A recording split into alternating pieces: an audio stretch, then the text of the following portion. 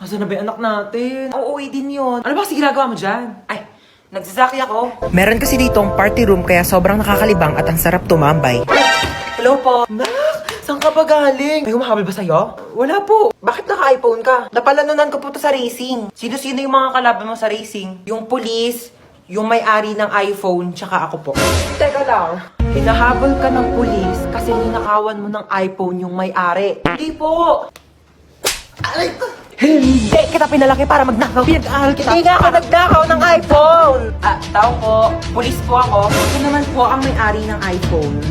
Sorry po, nagnakaw ng iPhone yung anak ko. Ay, hindi po nagnakaw ng iPhone yung anak nyo. Yan po ang napalanunan niya dun po sa racing. Kaming dalawa yung kalaban niya. Kaya nga po kami nagpunta dito para ihatid sa kanya yung nakalimutan niyang premyo. Meron pa po siyang blender kasama po ng iPhone. Dito na po kami Sorry nak, sorry.